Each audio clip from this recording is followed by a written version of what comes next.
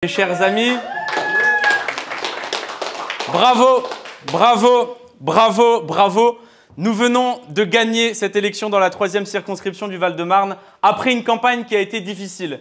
Une campagne de 3 semaines où Emmanuel Macron ne nous a laissé aucune chance, où nous avons distribué près de 80 000 tracts, où nous avons toqué à 10 000 portes, où nous avons été une centaine mobilisés en permanence. Et c'est cela qui nous a permis non seulement de faire gagner le nouveau Front populaire à l'échelle de la France, mais aussi de remporter cette élection dans la 3e circonscription du Val-de-Marne.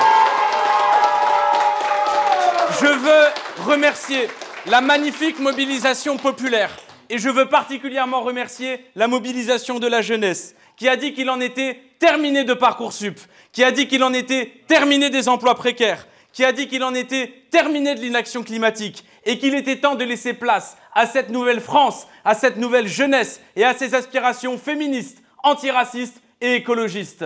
Je veux remercier la magnifique mobilisation des quartiers populaires qui ont dit qu'il en était terminé du racisme permanent à la télévision et dans l'accès à l'emploi, qui ont dit qu'il en était terminé des violences policières, qui ont dit qu'il en était terminé du travail pénible et mal payé, et que maintenant, dès maintenant, par leur vote, il fallait faire place à la liberté, à l'égalité et à la fraternité partout en France, y compris dans les quartiers populaires. Cette élection est une leçon.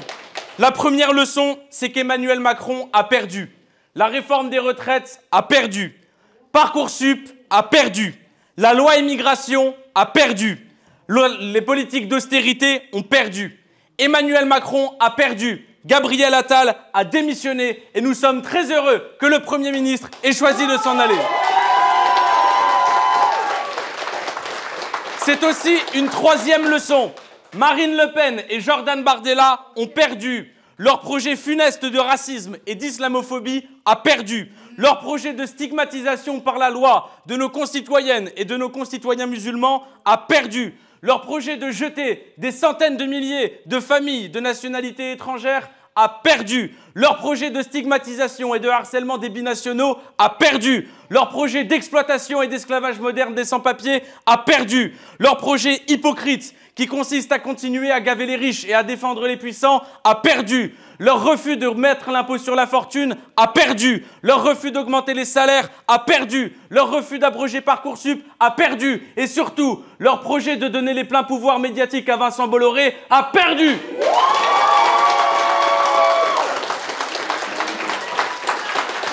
Alors oui, ce soir, les macronistes et le Rassemblement national ont perdu.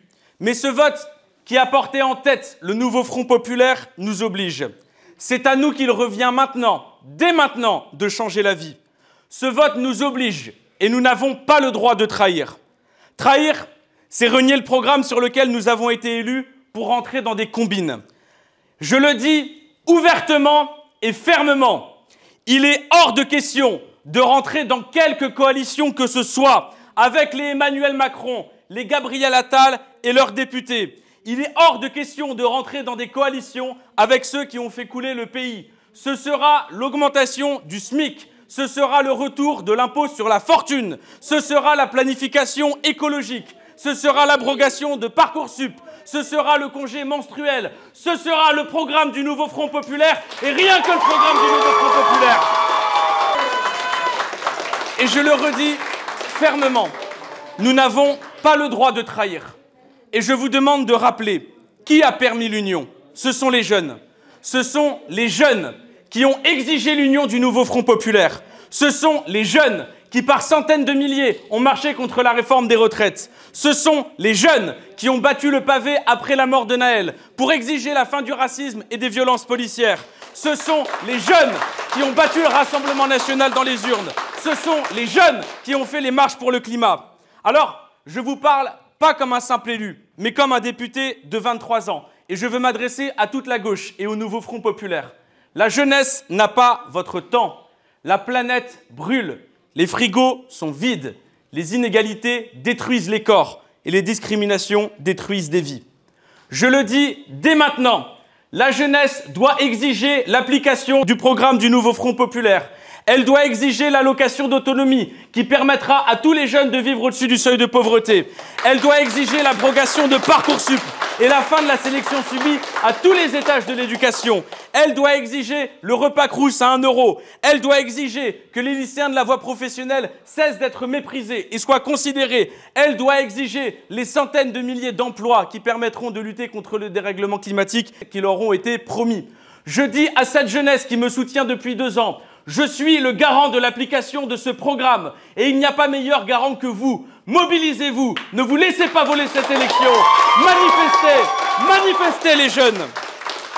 Alors maintenant, nous rentrons dans un nouveau moment de l'histoire et je veux que ce soit clair. Cette histoire n'a pas été écrite par des élus, elle n'a pas été écrite par des arrangements, elle n'a pas été écrite par une coalition, elle a été écrite par le fait que la gauche ait retrouvé l'estime et le respect des milieux populaires, par le fait que la jeunesse ait vu en nous un espoir, par le fait que la mobilisation populaire ait dit fermement que la France, ce n'était pas Le Pen, ce n'était pas Bardella, la France c'est la liberté, l'égalité et la fraternité. Nous avons devant nous, mes chers camarades, un long chemin. Et je le dis à tous ceux qui ont pensé que l'élection de 2022 était un accident. L'élection de 2024 vous montre que la 3e circonscription du Val-de-Marne est une circonscription du nouveau Front populaire et que le message passe très bien à tous ces petits notables qui n'ont eu de cesse de nous mépriser. En 2026, il y a des élections municipales et croyez-moi, les villes seront aux couleurs du nouveau Front populaire. Mais ça ne dépend que vous. Ça ne dépend que de notre discipline collective et ça dépend surtout de continuer dans la droite ligne dans laquelle nous sommes.